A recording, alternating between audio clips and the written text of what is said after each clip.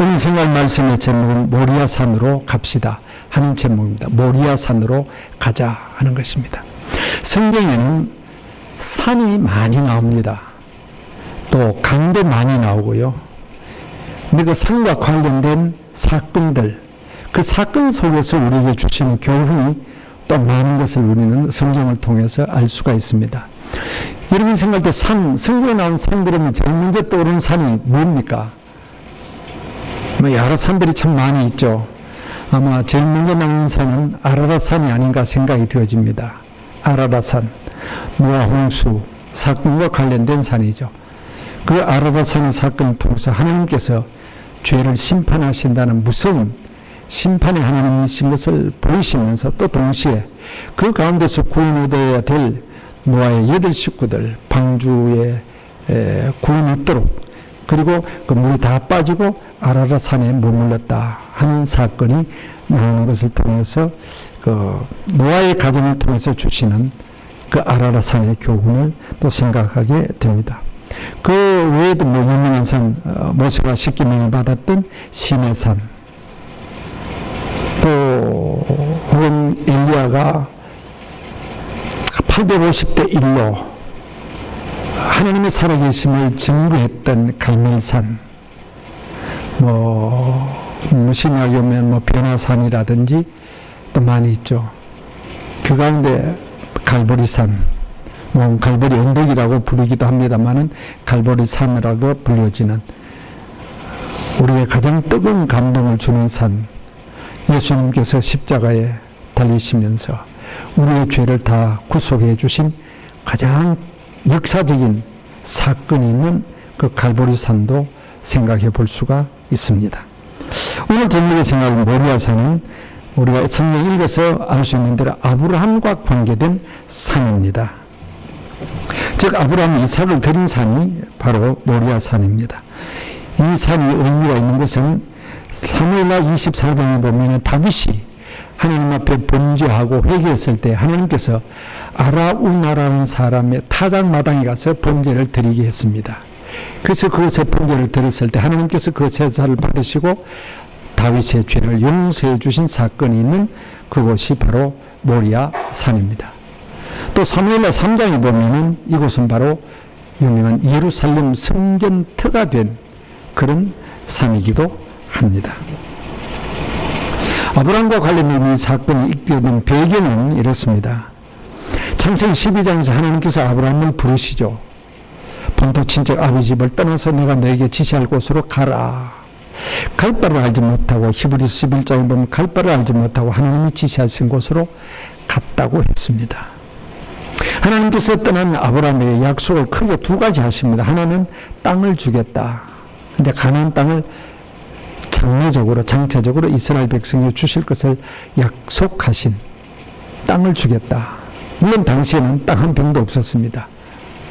2번째 약속이 뭐냐면은 자손을 주되 하늘의 별과 같이 땅의 모래와 같이 많이 주겠다. 그 약속을 해 주셨습니다. 그때 아브라함은 자식이 없었습니다. 그 약속을 바라보고 아브라함은 세월을 보냅니다. 75세 때 그가 부르심을 받았는데 10년의 세월을 기다려도 저는 하늘의 별은 고사하고 아들 하나 생기지 않았죠. 그래서 아내 사라와 더불어 잘못된 생각을 하게 됩니다. 하갈이라는 여종을 통해서 자식을 번성해야 되겠다고 해서 하갈을 통해서 이스마엘을 낳죠.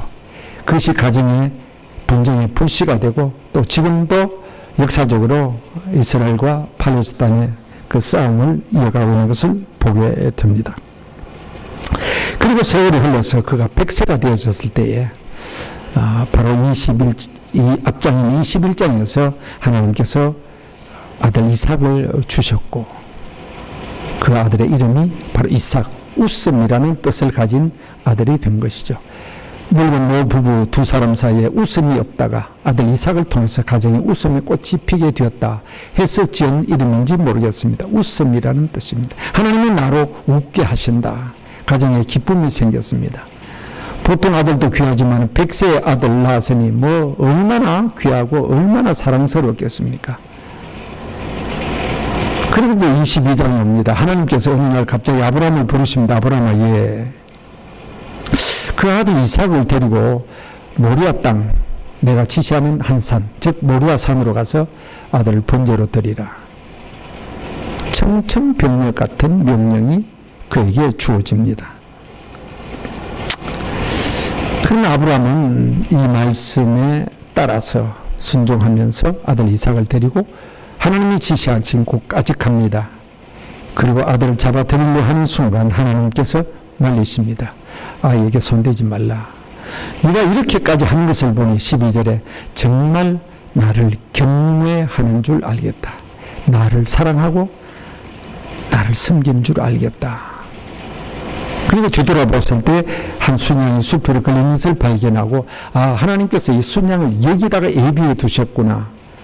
그것을 제물로 삼아서 하나님 앞에 번제를 드렸다. 그래서 그곳 이름을 여호와 이레, 그렇게 그 지명을 붙였다는 사건이 오늘 읽은 본문의 사건입니다. 하나님께서 모리아산으로 가라는 말씀 앞에 아브라함이 모리아산으로 갔습니다. 어떤 건 우리의 삶은 아브라함과 같이 늘 모리아산으로 올라가는 삶이 되어야 된다는 사실입니다. 그런데 아브라함이 모리아산으로 올라갔다는 것은 어떤 의미를 담고 있겠습니까? 아브라함이 모리아 땅으로 갔다.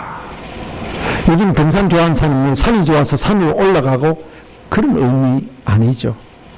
하나님께서 아브라함에게 모리아 땅으로 가라, 그 산으로 가라 했을 때는 우리의 오늘 신앙생활에서 중요한 교훈을 담고 있는 그런 의미, 아브라함에게 주신 뜻이 있는 말씀으로 생각이 되어집니다. 오늘 저녁에 아브라함이 모리아산으로 올라갔다는 것이 어떤 의미일까 하는 것을 생각하면서 오늘 우리도 아브라함같이 모리아산으로 올라가자는 신앙의 어떤 결단을 가지는 이 시간이 될 수 있기를 주의 이름으로 축복합니다. 첫째는 모리아 땅으로 올라갔다는 것은 뭐 두말할 것 없이 순종입니다. 순종하는 삶. 우리도 모리아 땅으로 올라가야 된다는 것은 하나님의 말씀 앞에 순종하는 삶을 살자는 것입니다. 하나님의 명령이 2절에 떨어집니다. 아들 데리고 모리아 땅으로 가라. 3절에 아브라함이 갔다. 그런 말씀이 나옵니다.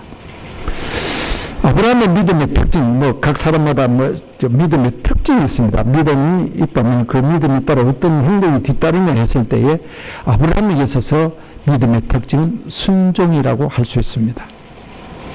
12장, 아까 말씀드린 또 12장에도 너의 본토, 네가 지금 살고 있는 이곳을 떠나서 내가 지시한 수로 가라. 갈 걸 알지 못합니다. 그런데도 순종해서 그곳을 떠납니다. 갑니다. 또 오늘 본문에서도 아브라함은 모리아산으로 가라. 갑니다. 순종입니다. 그래서 아브라함의 신앙의 특징을 우리는 순종이라고 표현하게 됩니다. 우리가 믿음이라는 것은 어떤 면에서는 머리에서 지적인 것으로 시작하죠. 우리 압니다. 그리고 그것이 가슴으로 내려옵니다. 동일하죠. 가슴이 뜨거워집니다. 내가 알던 이 성경을 통해서 주시는 신앙의 지식, 그러니까 지적인 요소가 머릿속에 먼저 들어옵니다. 그리고 그것이 내 마음의 감동으로 주어집니다. 그 다음에 따라야 되는 것이 뭐냐? 그 말씀 따라 움직이는 것, 순종하는 것, 행동하는 신앙입니다. 근데 우리는 자칫 많은 경우 머릿속에 신앙이 머물 때도 있고 때로는 은혜 받았다 가슴이 막 뜨거워졌다, 나 정말 은혜 받았다, 거기에 멈출 때도 있습니다. 그래서 미완성이라고 볼 수 있습니다.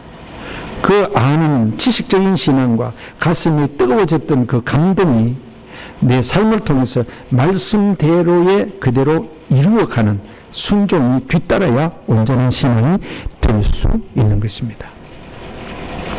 우리가 때로는 성경은 별로 어렵지 않는 하나님의 말씀들이 있습니다. 순종하기 쉬워요. 그런데 어떤 때는 하나님의 말씀이 정말 내 삶에 부담이 되고 정말 이렇게 하기 힘들다 때도 있죠. 지금 아브라함이 받은 말씀이 그렇습니다. 내일 좋은 말씀, 축복의 말씀이 아니라 오늘 주어진 그 말씀은 굉장히 순종하기 어려운 그 말씀. 뭡니까? 이삭을 바치라는. 모래 땅 그냥 너 덜렁덜렁 놀러 갔다 오느라. 아니요. 이삭 데리고 가라. 번제로 드리기 위해서. 그런 명령입니다. 사실 이것이 어려웠던 것을 우리가 충분히 상상할 수 있는 것대로 아브라함이 아무리 생각해도 이 명령은 좀 잘못된 것 같다는 생각을 할 수 있습니다. 왜요? 괜히는 아들 이삭을 죽인 이유가 있습니까? 본인은 죽여야 되는데. 그리고 또 그 당시 아브라함이 알고 있는 대로 이방신을 섬기는 사람들이 사람을 잡아 제사를 드리는지 여호와 하나님을 섬기는 백성이 언제 뭐 아들 잡아 사람 잡아 이삭을 번제로 드리는 그런 역사가 없는데 왜 이런 명령일까? 이해가 안 되죠. 내가 100세가 넘어서서 아들 이삭을 번제로 드렸다고 하면 주변의 사람이 얼마나 비난하겠냐. 저 영감이 치매가 걸리던 이삭을 저런 행동을 했을까 하는 비난을 받을 수도 있다. 이해가 안 됩니다. 쉽게 말하면 불순종할 수 있는 조건들이 너무 많다는 것입니다. 이게 아닙니다. 하나님하고 순종할 수 없는 이유가 너무너무 많이 있습니다. 더욱이 하나님의 약속에서 어긋나는 것 아니냐. 하늘의 별과 같이 많은 자식, 바다의 모래같이 많은 자식 준다고 약속해놓고 25년 만에 결국 아들 하나 달랑 줘놓고 이 아들을 바치라고 죽어버려? 그럼 언제 또 애 낳냐 이거. 이건 아니다. 이해가 안 되는. 저 이성적인 판단으로 도무지 납득이 되어지지 않는 명령입니다. 그렇기 때문에 하나님, 아브라함이 한다면 하나님 이거 아니지 않습니까? 얼마든지 말할 수 있는 그런 상태입니다. 그런데 여기 보십시오. 아브라함은 한마디도 하나님 향해서 이러쿵 저러쿵 따지질 않습니다. 그냥 무조건 순종해버립니다. 우리가 때로 말씀에 순종하는 삶을 살자 했을 때 안 하는 경우가 있죠. 뭐 여러 가지 이유가 있지만 크게는 두 가지 이유 때문 같아요. 첫째는 내 머리가 안 맞는다는 거죠. 이성적으로 판단해보니까 이건 틀렸다. 신앙보다도 이성을 더 위에 두는 겁니다. 내가 이성적인 판단으로 하나님의 말씀을 판단하고 이게 맞다 틀리다 믿을 수 있다 믿을 수 없다 이성적인 판단으로 판단해서 내 마음에 맞으면 믿고 내 마음에 맞으면 하고 그렇지 않으면 안 하는 그런 경향이 많습니다. 그것 때문에 불순종하고요. 뭐 두 번째는 더 말할 것이 욕심입니다. 욕심이 가득 차서 그렇게 말씀대로 순종했다 내가 엄청 손해를 볼 것 같다 순종하지 않는 경우가 많이 있습니다. 그런데 아브라함은 그 믿음의 탁월성이 바로 여기 있습니다. 따지지 않고 그냥 말씀 앞에 그냥 아멘 해버립니다. 말씀하시니까 하자. 하나님이 주셨고 하나님이 거두어 가신다. 하나님이 하신다. 어떻게 보면 성경의 역사 가운데 사람을 여러 가지를 풀어 나눌 수 있지만 뭐 이렇게 나눠볼 수도 있습니다. 순종해서 살았던 사람, 불순종해서 살았던 사람. 이 공통점, 순종해서 살았던 사람은 당장은 안 좋은 것 같아도 궁극적으로 좋았습니다. 그런데 불순종했던 사람은 당장은 지가 좋은 것 같았지만 궁극적으로 그것이 잘못되었다는 것입니다. 불순종, 아담, 하와. 그가 왜 불순종했냐? 말씀에 대한 의심이었습니다. 하나님은 먹으면 죽는다 생각할까? 사탄이 와서 시험했을 때 죽을까 하노라 죽을지 말지 모르겠다. 말씀의 불신이 그 속에 들어갔습니다. 또 용 같은 사람, 사명을 받은 사람이었지만 가라. 니네로 가라. 여러 가지 생각해 보니까 가서는 안 되겠다는 생각이 들었습니다. 그래서 다시스로 도망갔죠. 사울왕은 초대왕이 되는 정말 놀라운 축복으로 시작했지만 그는 불순종합니다. 아말렉과 전쟁에서 하나님께서 다 없애버리라. 소떼와 양떼 좋은 것을 남겼습니다. 왜요? 욕심 때문에. 이 세경을 보더라도 불순종한 결과가 어땠다는 것을 우리는 알게 됩니다. 반면에 아브라함을 비롯해서 방주를 만들었던 노아, 대단하죠? 다윗 같은 사람도 순종한 사람이었습니다. 누가복음 5장의 베드로, 어부, 고기 잡는 전문가, 밤새도록 고기를 잡았습니다. 한 마리도 못 잡았습니다. 목수 출신의 예수님 오셔서 깊은 데로 가서 그물을 내려 고기를 잡아라. 이게 아니거든요. 밤새껏 해도 안 되는데, 전문가 입장에서 안 되는데, 그런데 베드로가 뭐라고 말합니까? 우리가 밤이 맞도록 수고를 하였으되 얻은 것이 없지만은 말씀에 의지하여 내가 그물을 내립니다. 말씀에 의지하여. 말씀에 대한 절대 신앙이 볼 수 있습니다.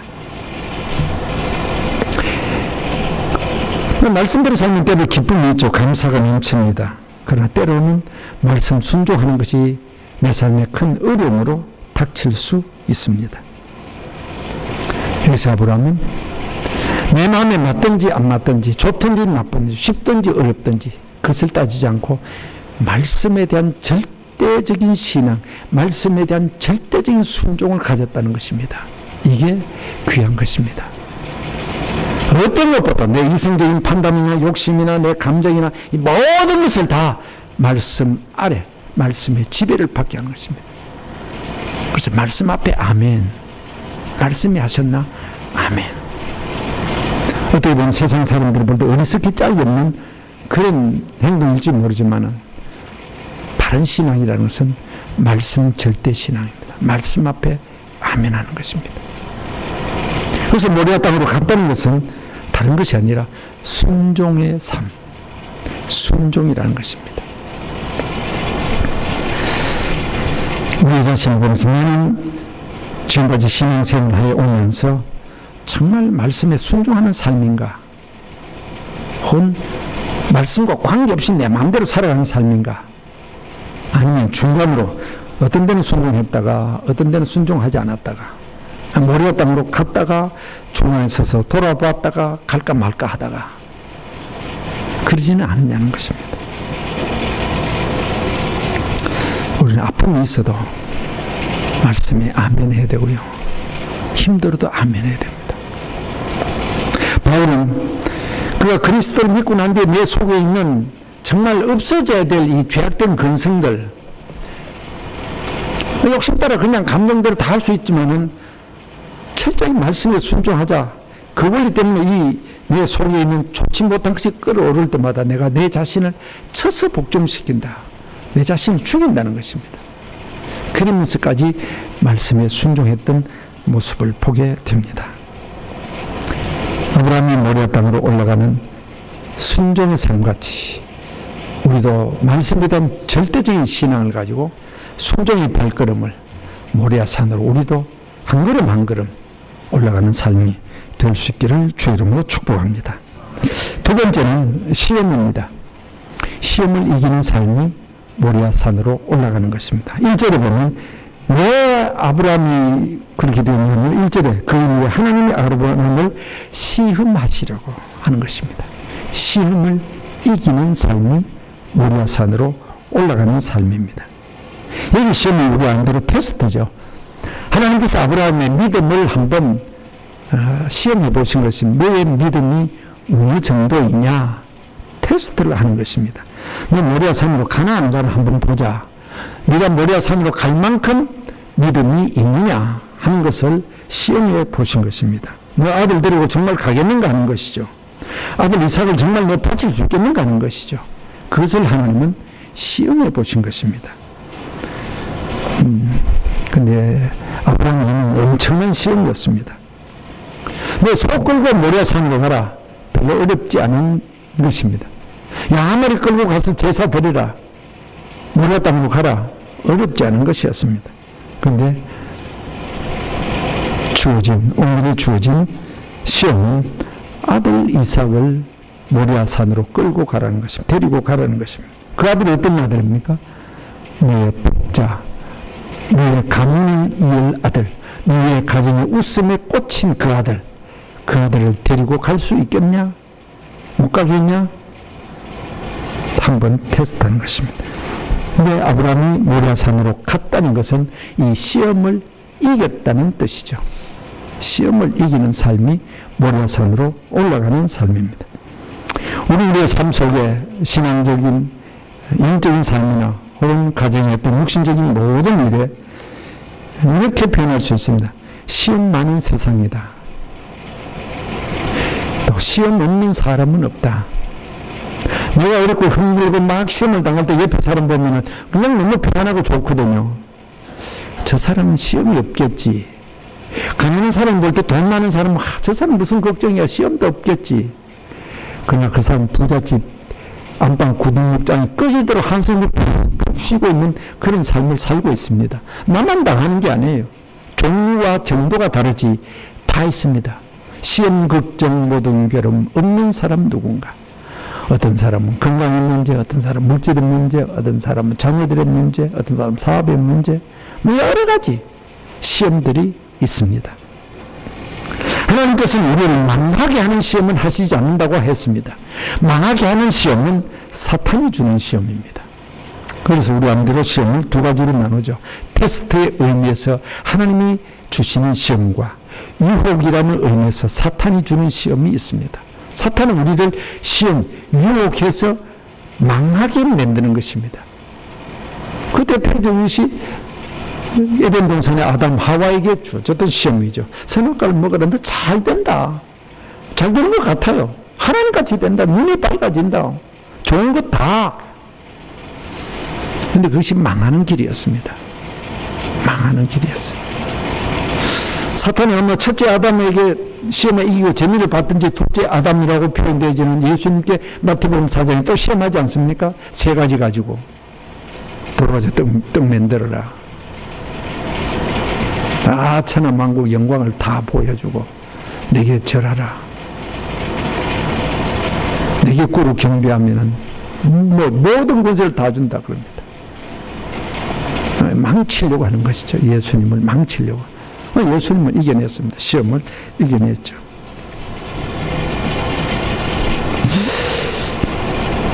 시험이 없는 것이 없다고 했지만은 일반적으로 주어진 생활의 시험도 있지만은 우리의 영적인 우리의 신앙을 파괴시키는 시험들이 참 많이 있습니다. 사탄이 우리를 향해서 넘어뜨려 하는 시험들. 주로 물질 문제가 첫 번째로 우리에게 주어지는 시험입니다. 돈 때문에 시험되는 경우가 참 많이 있습니다. 혹은 명예 때문에, 혹은 잘못된 이성관계 때문에 무너지는 경우가 많이 있잖아요. 일반 평신도 뿐만 아니라 부끄럽게도 목회자들 가운데도 여기에 시험에 넘어져서 뻥 넘어져가지고 자신의 인생 망치고 가정 망칠 뿐만 아니라 하나님의 영광 엄청나게 가리는 그런 사건들이 참 우리 주변에 있는 것을 보고 참 안타까움의 동시에 우리 자신 어느 누구도 예외 없이 항상 깨어 경계해야 된다는 것을 알게 됩니다. 아브라함이 크고 작은 모든 시험에서 이겨, 특별히 모리아산으로 가라는 그 시험에도 이겨 모리아산으로 갔듯이 우리는 모든 시험에서 이기는 이 교회 이름 그대로 승리하는 성도가 되어야 됩니다. 넘어지지 않고 믿음으로 시험을 이기는, 어떻게 시험을 이기느냐? 요한일서 5장에 보면 그런 말씀이 있죠. 너희가 세상을 이긴 이것이니 곧 너희의 믿음이라. 믿음으로 이깁니다. 아브라함은 믿음으로 모리아 땅을 간 것 같이. 예수님은 말씀으로 이겼죠. 사탄이 시험했을 때 기록되었으되 계속해서 말씀으로 인정하시면서 이기는 것을 보게 됩니다. 바울 같은 경우는 사도행전 16장에서 그냥 너무 억울하게 복음 전하다가 두들겨 맞고 옥에 갇혔습니다. 원망 불평 나오죠. 낙심이 되죠. 막 시험에 들 것입니다. 막 시험에 들려고 할 것입니다. 그런데 그는 찬송하고 기도합니다. 찬송의 능력이 대단하다는 것. 내가 마음이 약하고 시험에 들고 낙심이 될 때 찬송의 능력이 대단한 것을 우리는 경험하지 않습니까? 찬송 부르고 나면 그냥 힘이 생기고 찬송을 부르면 감사가 나오고 그렇습니다. 또 기도죠. 기도는 시험을 이길 수 있는 겟세마네 동산에서 예수님은 그 참 십자가를 앞두신 엄청난 시험이었습니다. 네, 기도로 승리하시지 않습니까? 그러나 베드로를 비롯한 제자들은 예수님께서 깨어 시험에 들지 않게 기도하라고 그러는데 졸았다 그랬죠. 그 시험에 넘어집니다. 예수님을 세 번이나 모른다고 부인하는 그런 안타까운 형편에 빠지게 되는 것을 보게 됩니다. 저나 여러분이나 영문과로 주는 어떤 시험도 이기는 그런 믿음의 역사가 있기를 주의 이름으로 축복합니다. 목회를 하다 이제 졸업했지만요, 목회를 할 때 느껴지는 것이 그렇습니다. 성도들이 막 편안할 때는 막 돛대 삿대 지 혼자 지가 뭐 믿음이 제일 많고 뭐 교회에서 지밖에 없는 것이 막 설치되다가 약간의 시험이 오면 그냥 꼬문이 쑥 빼버리는 그런 이 승리교회는 없지만 내가 전에 있을 때 서울 때는 그런 교회들이 있더라고요. 그냥 꼬문이 쑥 빼버리는 그런 약간만 뭐 그냥 시험이 오고 좀 뭐 관계 비틀어지면 그냥 입을 뒤집어 쓰고 교회 안 가. 교회 안 나가는 게 뭐 큰 대수에 뭐 뱃속인 듯이 뭐 안 나가. 안 나가면 지가 안 나오고 나중에는 목사가 신망하나 그러거든. 지가 안 나왔으면 집알로 올 것이지. 지가 시험 들어가 지가 안 나왔다는 것은 하나도 말 안 하고 나중에 가면은 내가 이렇게 안 나간다도 목사가 말이야 전화도 안 하고 신망도 안 하고. 제가 목회를 해보면서 터득하는 게 있습니다. 교인들 가만 보고 교회 빠지는 사람 딱 분별합니다. 아, 저건 신방 가서 나올 사람. 이건 가만둬도 지절에 나올 사람 딱 구별해가지고 저절로 나올 사람 가만둬버리거든요. 아니야 달까 나오더라고요. 한 번은 제가 우리 안수 집사님 아주 젊었을 때 한 20년 더 됐을 거예요. 아주 한 30년 됐나? 제가 그냥 30대 후반이나 40대 초반이었거든요. 그때는 그냥 나름대로 내가 서서히 시풀을 때입니다. 그냥 남자 한 분이 그냥 막 이상하게 깔짝깔짝 거려서 화나가지고 막 야단 쳐버렸습니다. 근데 탁 삐지더니 그냥 갑니다. 그럼 뭐 갚은 거예요. 한 주일 안 나와요. 가만 둬버렸어요. 그냥. 두 주일 안 나와요. 또 가만 둬버렸어요. 아, 이게 뭐, 한 초신자 같으면 신방가지 명시 안수집사까지 돼가지고 뭐 초일날 빠지고 유세하는 것도 아니고 네가 이기나 내가 이기나 보자. 그냥 가만 덧발 저기 한 주일 빠지고 두 주일 빠지고 세 주일 빠지고 그것도 안 갔어요. 그러니까 네 주일째도 또 안 갔거든요. 네 발 스스로 나온다. 근데 그 다음에 그 부인 집사가 날 찾아왔어요. 목사님 한 번 와주세요. 우리 김 집사 좀 달래주세요. 저 안 나오려고 그럽니다. 근데 그 부인 집사 말 듣고 갔다고요. 가니까 그렇게 좋아할 수가 없어요 또. 그다음부터 또 나오는 거예요 그냥. 에휴, 삐지기도 잘하고. 아, 교인들 삐지니까 참 힘들어요 그냥. 여러분 삐지지 마십시오 그냥. 알아듣지 삐진 토라진다는 거예요.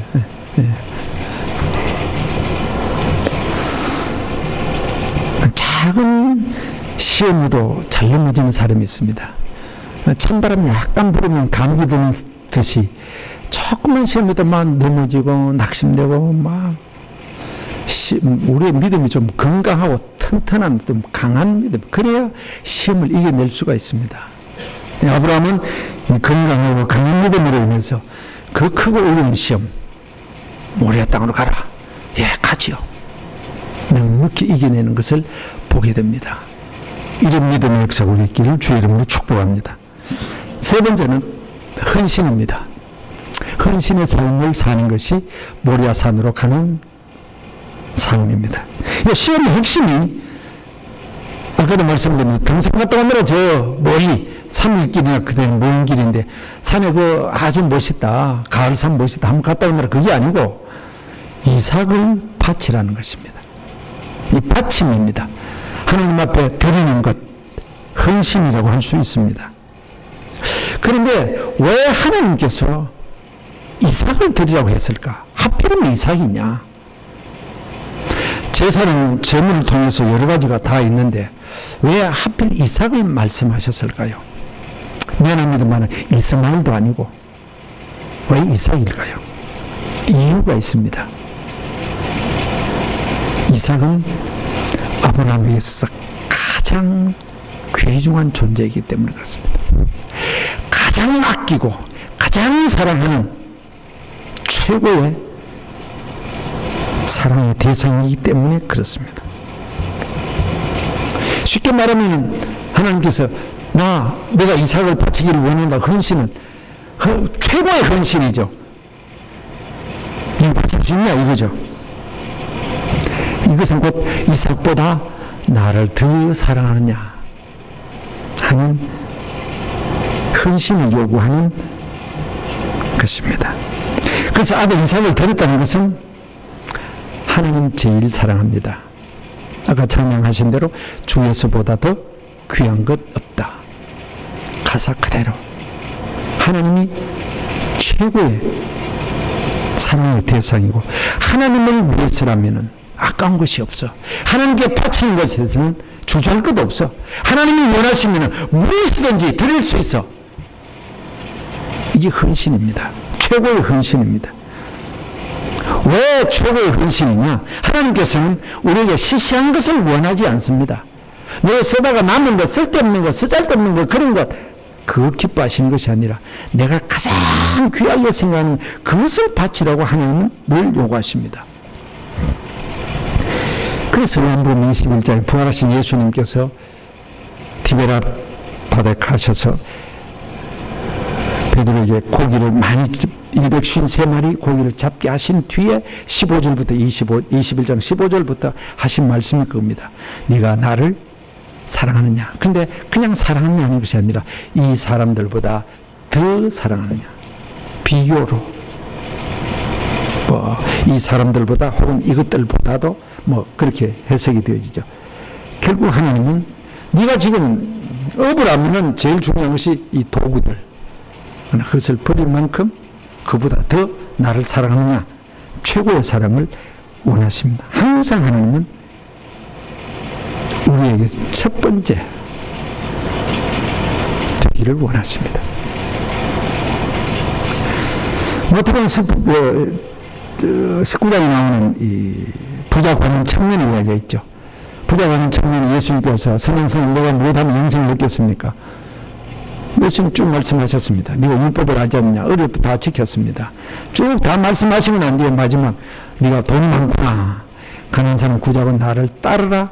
그러면 영생을 얻을 수 있다. 이 부자 청년이 고민이 됐다고 그랬습니다.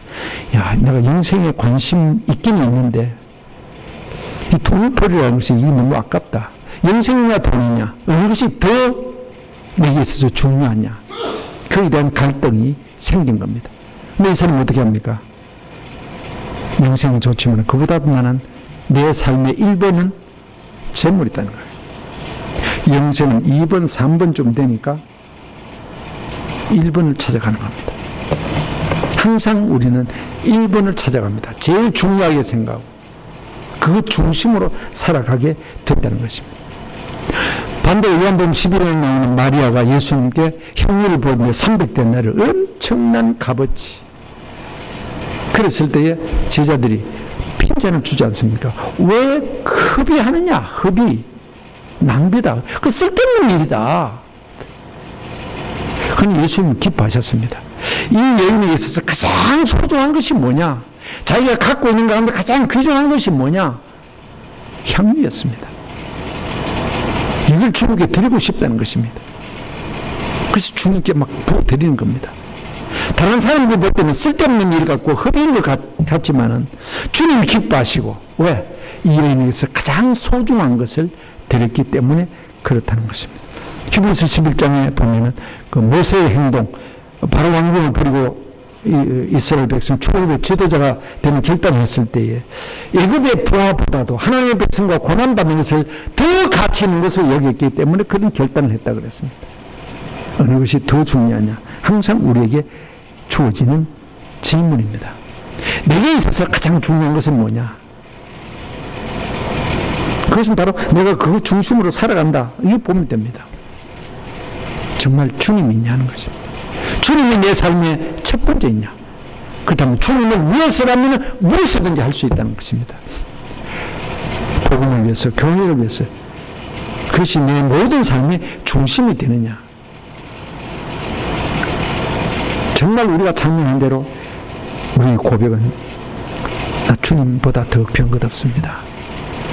난 그 무엇보다도 주님을 바꿀 수가 없습니다. 내가 가진 것, 심지어 내 자신조차도. 왜 복음을 위해서 희생하고 교회를 위해서 헌신합니까? 왜? 주님이 중요하기 때문에. 우리 앞서간 신앙의 성도들 가운데 복음을 위해서 생명을 겁니까? 주님이 내 삶에 가장 중요한 분이기 때문에 그 주님을 위해서라면 난 무엇이든지 할 수 있다는 그 믿음 때문에 그런 것입니다. 우리는 만 가지 은혜를 받았다고 합니다. 내가 갖고 있는 모든 것 하나님께서 내게 다 주신 것입니다. 하나님이 주신 것 아닌 것이 어디 있겠습니까? 다 하나.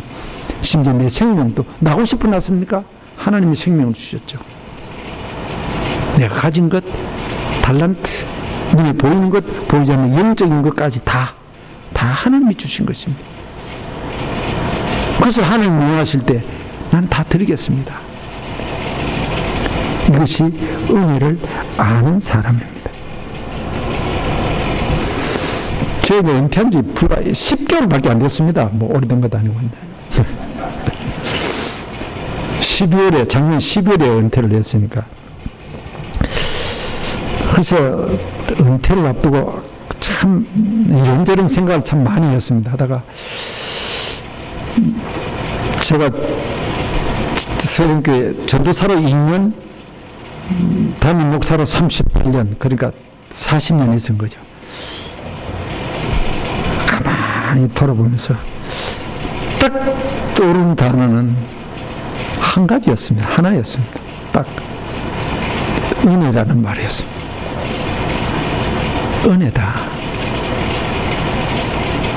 그 은혜를 생각하니까 그 뒤에 감사가 따라다요. 그래서 제가 마지막 은퇴할 때 인사말 두 가지 단어입니다. 하나는 은혜, 두 번째는 감사. 그렇게 이야기했습니다. 그렇습니다. 다 하나님의 은혜입니다. 찬송한 대로 지금까지 지내온 것 다 하나님의 은혜야. 은혜 아닌 것 없습니다. 진정한 은혜를 안다면 감사해야 되고. 저는 그런 생각을 갖습니다. 마태복음 25장에 나타난 달란트 비유같이 나는 정말 5달란트를 받은 사람인 것 같아. 목사도 5달란트 받은 목사인 것 같아. 근데 그 성경을 보면 5달란트 받으면 5개를 남기고 2개 받으면 2개를 남기고 그러지 않습니까? 하나를 받으면 하나를 남겼으면 똑같은 칭찬을 받았을 것입니다. 그럼 나는 5개 받으면 5개를 남겼나 했을 때 조금 부끄럽더라고요. 그래서 내 스스로 나는 5개 받았지만 3개밖에 못 남겼다. 이런 생각이 들더라고요. 그래서 은퇴하고 이 2개를 마저 남겨야 되겠다 하는 생각을 가지게 되었습니다. 그래서 제가 좀 군성교를 시작해서 이제 한 달 한 번씩 군부대 가기도 하고 군성교 사역을 지금 하게 된 것입니다.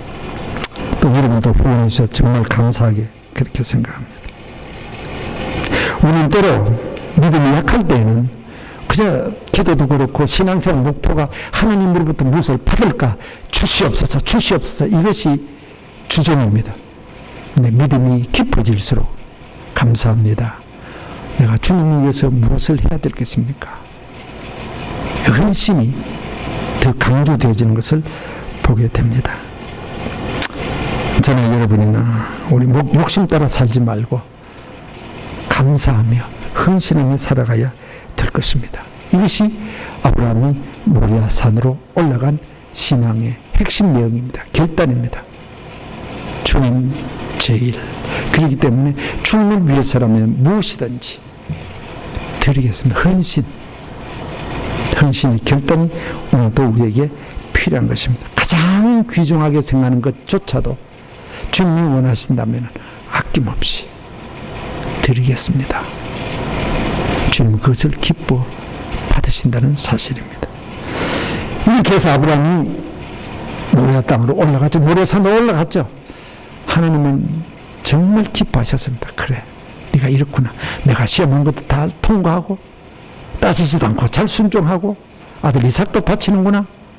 그래, 내가 너에게 준비한 다른 은혜와 축복을 또 주마. 그것이 여호와 이레입니다. 하나님은 여호와 이레의 하나님.